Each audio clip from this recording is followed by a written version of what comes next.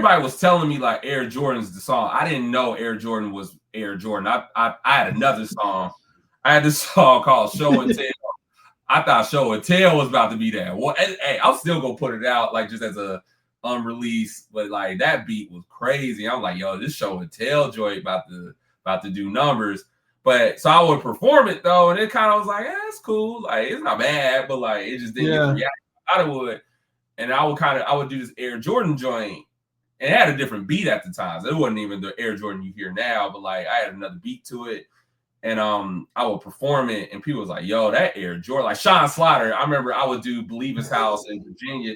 He's like, yo, son, like, man, that Air Jordan, man, that's the one. They kept telling me that, and I was like, all right. So then when I sent Boom Baptism to like, because DJ Essence from Lamp Mode mastered it, when I got the master back from him, I sent it to Lecrae. Cause I was trying to get signed to Reach, like I wasn't trying to get signed to Reach, and I was doing a lot of stuff with Reach too. And I think in life, I think I would have been a Reach artist. I think when I signed with Cross Movement, I think it was a year earlier. I think I would have been a Reach artist because just the way there's just different things. But anyway, like I sent Boom Baptism to Lecrae. And he was like, yeah, this is nice. And he gave me this review, and he was like, yeah, Air Jordan the one. And then he was like, yo, if you're gonna be down at Flavor Fest, I'll let you close out my set with that. And wow. And that, bruh, like, man, Flavor, it was because I had already did Flavor. At this point, you got to think I've been to Flavor Fest every year. Yeah. At this point, even if I didn't perform, because R. Swift did this too. Because 05, I was an artist like officially in Flavor Fest. Yeah. But then 06, because you got to do every other year. But I love Flavor Fest so much, I was like, man, I'm just gonna go. Like, I don't care if I'm not rapping. Like, I just want to be there. But then R. Swift was headlining, one of the headliners, and You Can Get It was out at the time. Yeah. So it was like, yo, let's do You Can Get It. Like, it could just be me and you. Like, I know thi'sl won't be there or Ruddy, but we could still do it. And so there's a video of that, man. That joint was so fire. They had us do it twice. It was we had to run it back. Like, we was in the this is when Flavor Fest first started doing two rooms. We were like on a smaller stage. I remember Willie Will was in the back, like he was so crunk, like it was crazy. And then then I came back 07, did Flavor Fest, but then 08, I was just coming again, kind of to promote Boom Baptism, but just to be in the mix. Yeah. And then that's when Lecrae was like, yeah, let's do Air Jordan. And if you see the video, it's kind of grainy, but you got Lecrae on the stage, Tadashi, Sho Baraka, I think Swift was on stage, somebody else, man. And the crowd was just going crazy because they ain't really heard Air Jordan yet. It like just dropped. Like I had dropped it on the South. And then like Z made a video that kind of started getting some traction. Like he just put a highlight reel to the song, and I didn't really know the impact of YouTube, so I wasn't really focusing on that. But yeah, that joint took off, man, and Flavor Fest kind of showed me like, oh snap! Like I think Lecrae giving me that like cosign really helped Air Jordan to do what it did. Like, wow, that's crazy, bro. Did you know that all these remixes was like that's the first viral sensation record in Christian hip hop? Like honestly, I can't remember a viral record where every Christian rapper was jumping on it. You know, I remember Ric Flair on them. I think somebody else had I don't know if somebody had a LeBron on them, but I know that I remember on them. Like, I just remembered so many people doing remix to it, and I was like, this is unheard of in this space, because a lot of people were still rapping over, like you did, say rapping over secular beats or whoever the hottest beat was. But for that was like a moment in time that you can go back and say, yo, I was going viral like in Christian hip hop. You know what I mean? Yeah, it was nuts, man. Like I definitely did not see that coming, because when I wrote the song, I think in my brain, I didn't realize like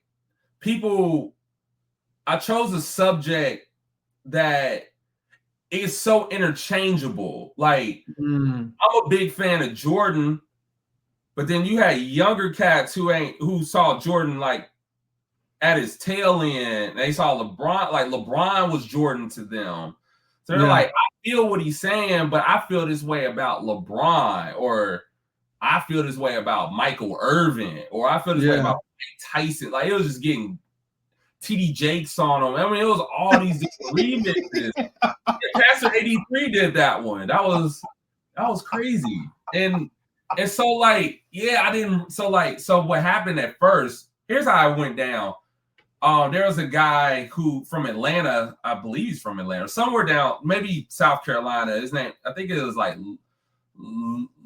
It started with an L, but he used to put out so much stuff. I forget his name, but it was him and his partner, Young Samaj, I think his rap name is. They were the first ones to do a remix. Like they hit me like, yo, can we just get the beat? We're gonna do our Air Jordan remix. And I was like, yeah. No worries. Like, cool. That would be dope. I ain't think nothing of it. So then actually the second person that hit me up was Frontliners. It was wow. What can I think of his Dre Murray and oh, he gonna kill me. Cause we used to aim chat each other back in the day, which is crazy. And I didn't know he was gonna blow up, be mixing everybody's stuff, and make Wit. So Wit hits me up. Wit is like, yo, we need that Air Jordan beat. I like, yeah, done. I got you. Sent them the beat. They did a Frontline. Of course, the Frontliners was cracking. Cause Can't Break Us was out. So like that was. They had a lot of momentum. I mean, Frontliners was, I remember when Frontliners rapped at Rap Fest and they were a big group. Anyway, so then Show Baraka drops The Bomb. That's when, so a lot of the remixes we see were a result of Kobe Bryant on them. Because the first two were Air Jordan remixes. Yeah. Then he did Kobe Bryant on them.